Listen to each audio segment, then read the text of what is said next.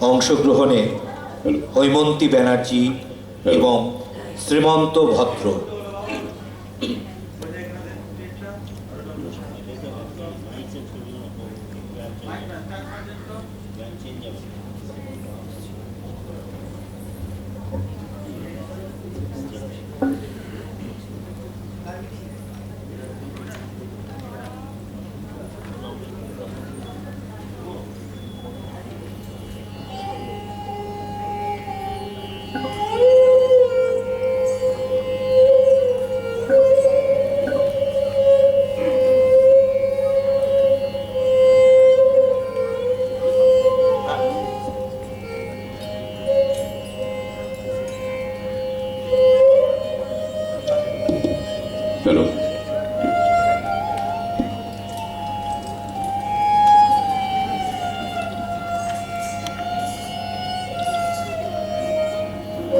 শুরু হচ্ছে রবীন্দ্র জীবনের একটি অংশ নিয়ে নাট্যকাব্য অনুধেয়। বিন্যাস হৈমন্তী বন্দ্যোপাধ্যায়, পাঠে শ্রীমন্ত ভদ্র ও হৈমন্তী বন্দ্যোপাধ্যায়, আবহ রূপায়ণ এবং প্রক্ষেপণে পৃথ্বীরাজ চৌধুরী। নাট্যকাব্য অনুধেয়।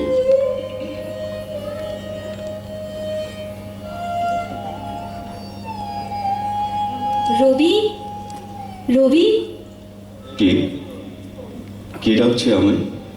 আমি আমি তোমার নতুন বৌঠান। একটু জল দিতে পারো? বড্ড তৃষ্ণা, চোখে আমার তৃষ্ণা, ওগো তৃষ্ণা আমার বক্ষ জুড়ে। এ তো আমারই গান। বৌঠান, আমার গান বুঝি তুমি আজও? বড্ড তৃষা জেগে আছে যে। তবে এই তৃষা যে শুধুই আমার, তোমার তো নয়, ছিলও না কোনোদিন। কোনোদিন ছিল না? না। তুমি তো মিথ্যে বলো না, তুমি সবসময় সত্যিটা বলেছ। তাই তো তোমাকে। আমাকে? আমাকে কি? আমার সাধের নন্দন কানন যেদিন দাও দাও করে ঝলসে গিয়েছিল। মনে করো বৌঠান, মনে করে দেখো, তোমার আদরের উপবাস কাটানো রাত্রির পর সেদিন প্রভাতে অভিমানী মুখখানিতে আদরের চুম্বন এঁকে দিইনি কি আমি? চুপ করো রবি, জানো না বুঝি মেয়ে মানুষের কলঙ্ক মৃত্যুর পরেও থেকে যায়। আমার সব মনে আছে সেদিনের কথা। বহুদিনের আদরের উপবাস সেদিন ভেঙে গিয়েছিল তোমার হৃদয় প্রবাহে। আজও ফুরিয়ে যায়নি তোমার অধর অমৃতির স্বাদ। চুপ করো বৌঠান, মানুষের মন তো তুমি জানো না। আমাদের আবেগ, আমাদের কল্পনার জগৎকে নিয়ে আজও কি ভীষণ মুখরোচক চর্চা। তোমাকে আমাকে নিয়ে এই চর্চা চলবে অনন্তকাল ধরে। তুমি তো জানো না, লোকে চিরদিন তোমার মৃত্যুর জন্য আমাকেই দোষী ঠাউরেছে।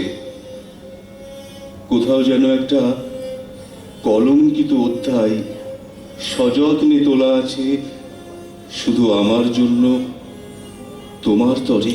না না না, এটা তো সত্যি নয়। তবে আমরাও তো রক্ত মাংসের মানুষ, আমাদেরও চাওয়া পাওয়া থাকবে, সেটি স্বাভাবিক নয় কি? চাকর শ্যাম গাঙ্গুলির মেয়েকে ঠাকুরবাড়ির বউয়ের মর্যাদা কেউ কখনো দেয়নি। কিন্তু তুমি, কি? এই তুমি ছিলে আমার সমস্ত অপমানের প্রতিষেধক। তোমার কথা, গান আর আদরে। আদরে কি বৌঠান? আমি তোমার প্রেমে হব সবার কলঙ্ক ভাগী, সকল দাগে হব দাগী। হতে পারিনি কি? তুমি বলো। কলঙ্কিনী তুমি নও বৌঠান, বরং তুমি দেবী, অভাব বিদ্যা অনাঘ্রাতা এক নারী। আর তোমার ওই চোখে ডুব না দিলে আজ তোমার রবি কবি হতে পারতো? পারতো না, কোনো দিন পারতো না। আমার সব মনে আছে। আমরা একসঙ্গে একখানি বাগান করেছিলাম। তারপর সেদিন যখন তুমি ভোরের প্রথম আলোয় আমাকে চুম্বন করে জিজ্ঞাসা করলে, এই বাগানখানির নাম দিল নন্দনকানন। তোমার পছন্দ হয়েছে? তুমি তো সব মনে রেখেছো, শুধু আমাকেই ভুলে গেলে। রবি, কি? তোমার মনে পড়ে? আমার সমস্ত শরীর কাঁটা দিচ্ছে, ভয়ে বুক দূর করছে। তুমি অভয় দিয়ে বললে, এটা নন্দনকানন, মর্তের দৃষ্টি এখানে পড়ে না। আর আমি মোহাচ্ছন্ন হয়ে গেলাম। দুজনের চোখে দেখেছি জগৎ, দোহারে দেখেছি দোহে, মরুপথতাপ দুজনে নিয়েছি সহে। ওটা তো নির্ভয়, তোমার মহুয়া কাব্যগ্রন্থের সেই সেদিনের লেখাখানি। বৌঠান, তুমি তুমি সব মনে রেখেছো? বারে, তুমি কি সত্যি বিশ্বাস করো আমি কোনোদিন তোমাকে ছেড়ে, সব ছেড়ে চলে যেতে পারি? সত্যি করে বলো দেখিনি, তোমার সব কবিতায় কি? মিথ্যে বলবো না, সব হয়তো নয়, তবে অধিকাংশ জুড়ে আছো তুমি, শুধুই তুমি। চুপ করো তুমি। আমি কে? আমি কেউ না। তোমার কাছে তখন মৃণালিনী ছিল সবটুকু। তুমি কেউ না? সত্যি বলছো? তবে যে সকলে বলে লোকটা সারা জীবন ধরে নতুন বৌঠানের ছবি ছাড়া কিছুই আঁকতে চায়নি, তবে কি সে কথাও মিথ্যে? বলো। কিছুই মিথ্যে নয়। চিরকাল রবে মোর প্রেমের কাঙাল, এ কথা বলিতে চাও বলো। এই ক্ষণটুকু হোক সেই চিরকাল। তারপরে যদি তুমি বলো, মনে করাবো না আমি শপথ তোমার।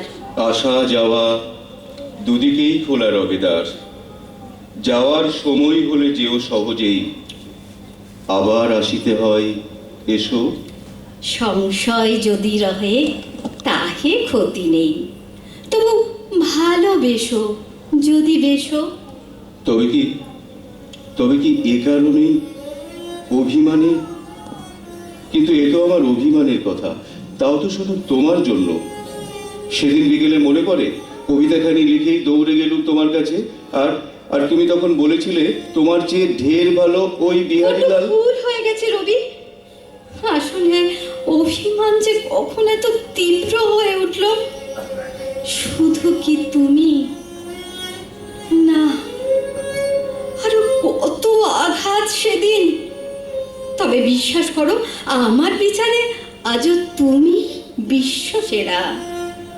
আসলে মেয়ে মানুষ বড় বোকা, সে যাকে ভালোবাসে তাকে আঁচলে আষ্টে পৃষ্ঠে বেঁধে রাখতে চায়।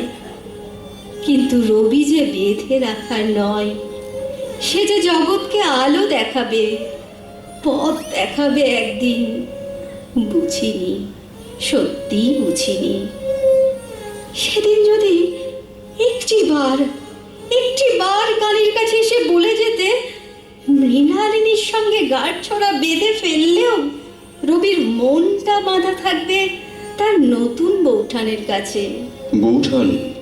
কিন্তু সেদিন তোমার এলোমেলো ঘরটা গোছাতে গিয়ে দেখি, হেথা হতে যাও পুরাতন, হেথায় নতুনের খেলা আরম্ভ হয়েছে। আমি এটুকুই নির্মম সত্য মেনে নিয়েছিলাম। তারপর তো সব তোমার জানা।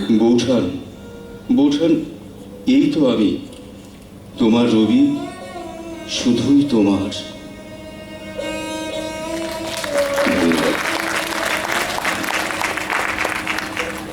ধন্যবাদ শ্রীমন্ত ভদ্র